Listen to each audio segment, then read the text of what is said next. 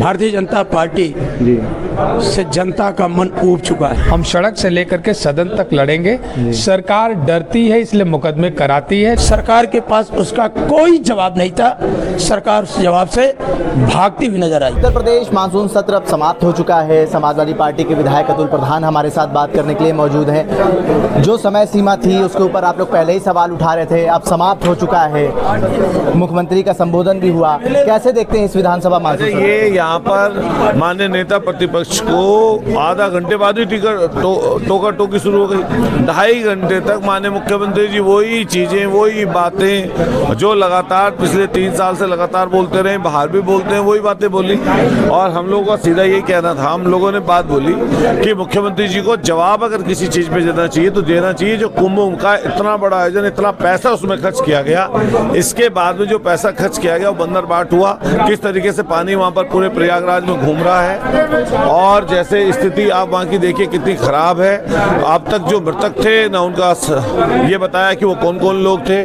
मृतक लोगों को इन्होंने जो काला धन दिया वो कहाँ से दिया ना, इसके बारे में जानकारी दी। और माननीय अखिलेश यादव जी ने सुझाव बहुत दिए थे, लगातार बाढ़ के प्रकोप को झेल रहे हैं, तो हर विषय पर चर्चा चली है और बोला भी हम लोगों ने। वॉकआउट भी कर दिया था सदन से, बाकी भी वॉकआउट तो देखिए, जो संस्थान धार्मिक हैं वहाँ पर ट्रस्ट है, वहाँ पर लोग जो रहते हैं, जो उसकी व्यवस्था देखते हैं, ये सरकार चाहती है कि उनसे चीजें छीन ले और छीनने के लिए काम करे। पूजा पाल को निष्कासित कर दिया गया है पार्टी की तरफ से, उन्होंने लॉ एंड ऑर्डर की तारीफ भी करी थी। वो पार्टी में हमारी में थी नहीं।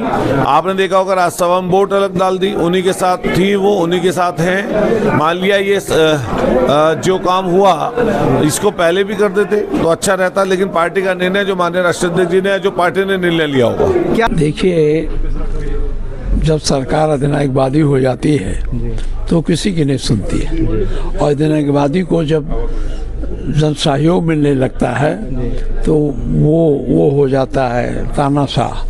तो वो नहीं, हम लोगों ने प्रस्ताव किया था, 2 दिन नहीं गए, लेकिन इसमें हम लोग भाग लिए। आज वो देखिए बांके बिहारी पर जल्दी जल्दी पास करा दिया, उसमें चर्चा भी नहीं होने दिया, तो इसलिए हम लोग को वॉकआउट कराया। विधायक ओम प्रकाश सिंह भी हमारे साथ हैं, उनसे बात करेंगे। जो चर्चा हुई आपकी सदन में वो काफ़ी वायरल हुई, वीडियो देखा जा रहा है कि नगर विकास और ऊर्जा मंत्री से आपकी बहस भी हुई।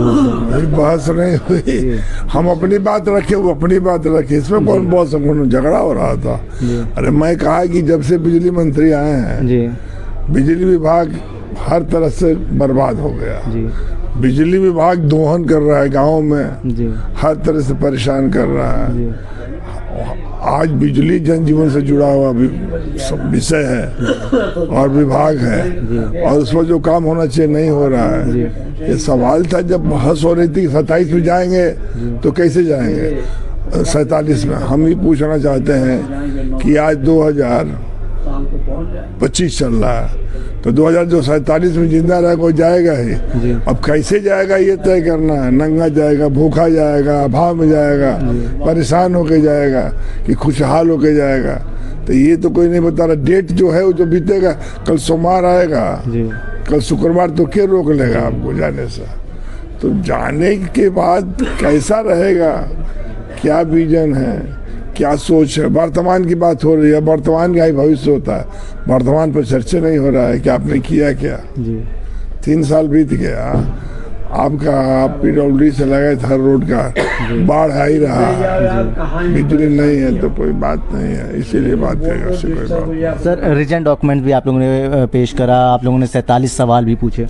अरे यार, कुल के बाद सुन बोल रहा है, ये पहला परीक्षार्थी है जो न परीक्षा देता है न रिजल्ट देता है, खाली परीक्षा का डेट देता है। तो उसमें हम क्या बोले, जब हम लोग बोल रहे हैं वो बोल ही नहीं रहा। ये प्राइमरी के मास्टर से विश्वविद्यालय काफी जचवा रहे हैं सब। वर्मा हमारे साथ हैं।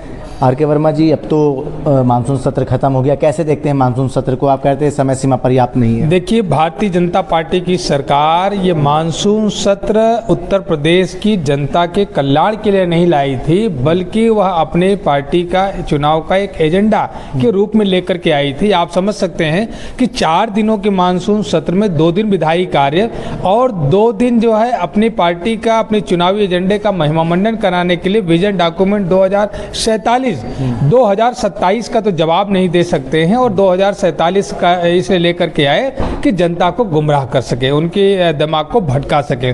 सच तो यह है कि इनके पास कोई विजन नहीं है। आप सारे मंत्रियों के द्वारा जो प्रेजेंटेशन किया गया वो आप जब देखेंगे तो आपको लगेगा कि विजन जो होता है वो दिमाग में होता है, मन में होता है, लेकिन सब मोटी मोटी किताबें और पन्ने लेकर के आए, लिख करके आए, लिखवा करके लेकर के आए, और बिना देखे 3 लाइन कभी वो बिना देखे वो बोल नहीं सके। तो आप समझ सकते हैं कि उनका विजन क्या है। अगर बिना देखे उसका प्रेजेंटेशन ना कर सके तो उनका विजन क्या है आप समझ सकते हैं। लेकिन हम लोग इस बात के लिए प्रतिबद्ध हैं कि जनता के हितों के लिए लड़ाई लड़ते रहेंगे। भारतीय जनता पार्टी जनहित के लिए इस मानसून सत्र को नहीं लाई थी, वह 2027 का अपना इंतजाम कर रही थी कि 27 में जब जनता सवाल करेगी क्या हुआ हमारे मुद्दों का, जो आपने वादा किया था 2014 में, 17 में, 19 में, 22 में, 24 में जो वादा किया, जो संकल्प पत्र जारी किया था, उसका क्या हुआ। तो उससे बचने के लिए ये 2047 का एक मुंगेरी लाल के सपने दिखा रहे हैं। लेकिन मुख्यमंत्री तो कह रहे हैं कि 27 का आप लोग ख्वाब ना देखें।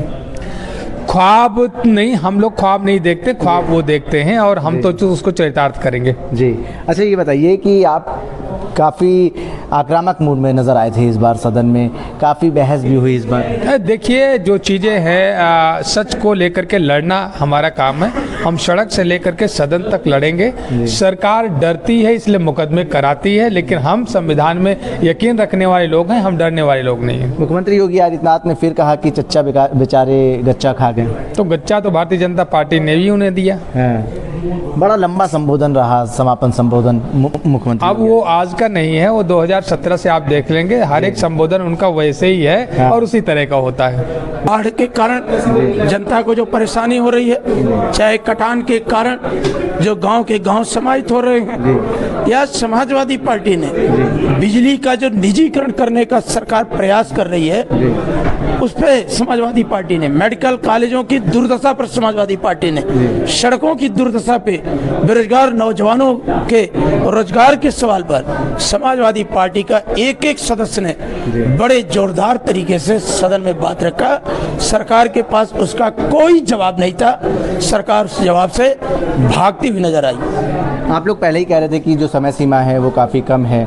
आप लोगों को जिस तरीके से मौका भी नहीं मिला, क्योंकि 2 दिन बाद डॉक्यूमेंट विज़न पे चर्चा होनी थी, लेकिन आप लोगों ने हंगामा करा और उसके बाद रीजन डॉक्यूमेंट आप लोगों ने पेश करा। नहीं, समय तो वैसे बहुत कम था जी। हमारे बहुत माननीय सदस्य बोलना चाहते थे, नहीं बोल पाए, और उसका कारण कोई एक नहीं, सत्ता पक्ष के लोग भी बहुत बात रखना चाह रहे थे जी। हमसे उनकी निजी मुलाकातों में उन्होंने कहा जी। लेकिन वहाँ एक व्यक्ति का राज है जी। वो जो फैसला लेते हैं जी, उसी के इर्द गिर्द सब लोग घूमते हुए नजर आते हैं। डेमोक्रेसी भारतीय जनता पार्टी में नहीं है। जो समापन संबोधन कराया मुख्यमंत्री योगी आदित्यनाथ ने, लगभग 2.5 घंटे का है, उस पर क्या कुछ कहेंगे? वो घिसी पिटी रील मुख्यमंत्री जी ने फिर दोहराया जी। कोई नई बात मुख्यमंत्री जी कहे हो, आप उनका फरवरी का भाषण उठा के देख लीजिए, और आज आप उठा के देख लीजिए 14 अगस्त को। अगर दोनों भाषणों में कोई अंतर आए तो आप बताइएगा। अगर आप टीवी पे चलाएंगे तो लोग सोचेंगे वही पुरानी बातें तो आ गई जो मुख्यमंत्री जी कह रहे थे, उसको कोई नया मानने को तैयार नहीं, विजन तो है ही नहीं। संग्राम जी, जो फतेहपुर की घटना हुई है, जो मकबरे पे चढ़कर भगवा झंडा लहराया गया है, लॉ एंड ऑर्डर पे क्या आप सवाल खड़े करते हैं, कैसे देखते हैं इसको? भारतीय जनता पार्टी से जनता का मन ऊब चुका है जी। इनकी सरकार से जनता का विश्वास हट गया, इसलिए नफरत पैदा करके चर्चा में रहना चाहते, वो भी जनता जाग चुकी है। 2027 में पीडीए के एकजुटता सामाजिक न्याय के राज की स्थापना करेगी। अखिलेश यादव जी उत्तर प्रदेश के मुख्यमंत्री बनेंगे। ठीक है, विधायक संग्राम यादव हमारे साथ बात करने के लिए मौजूद थे। इनका कहना है कि मुख्यमंत्री योगी आदित्यनाथ ने वही पुराना भाषण 2.5 घंटे तक दिया है, लेकिन जनता ऊब चुकी है। आने वाले 2027 विधानसभा चुनाव में अखिलेश यादव मुख्यमंत्री बनेंगे। भारत एक सोच के लिए आकिब मिराज खान, लखनऊ।